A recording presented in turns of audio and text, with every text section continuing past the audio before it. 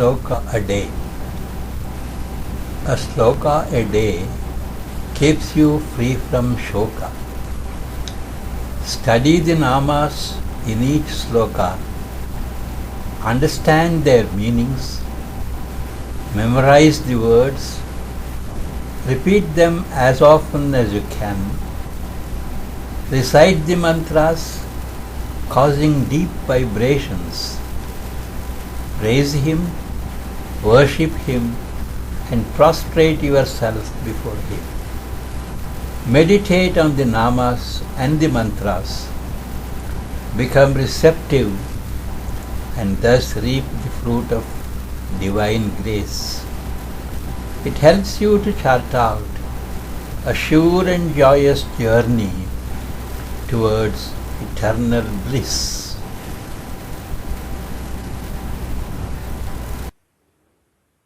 Uttaro Gopatir Gopta. Uttaro Gopatir Gopta. Jnanagamyah Puratanaha. Jnanagamyah Puratanaha. Sharira Bhuta Bhrudbhokta. Sharira Bhuta Bhrudbhokta. Kapindro Bhuri Dakshinaha. Kapindro Bhuri Dakshinaha. Uttaraha. Uttaraha. Gopatihi. Gopatihi. Gopta. Gopta. Jnanagamyah. Jnanagamyah. Puratanaha. Puratanaha. Sharira Bhuta Bhrit. Sharira Bhuta Bhrit. Bhokta.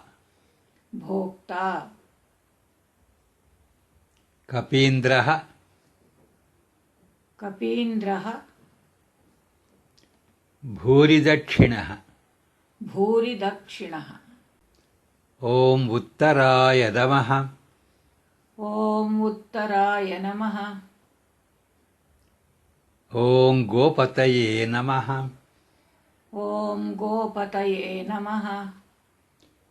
Om Goptre Namaha. Om Goptre Namaha. Om Jnanagamyaya Namaha. Om Jnanagamyaya Namaha. Om Puratanaya Namaha.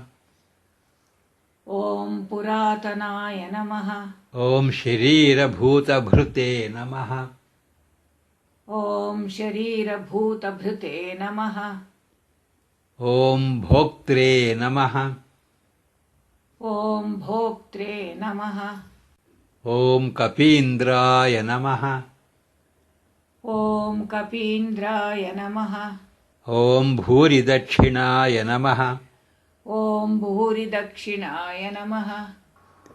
He is Gopati, the master of all the Vedic utterances. He supports and protects every kind of learning. He is known only through superior knowledge and meditation.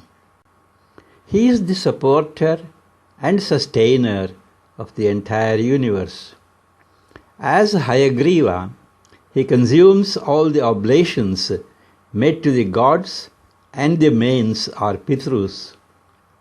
He is adored by the offerings of great sacrificial gifts, as in Ashwamedha and other sacrifices.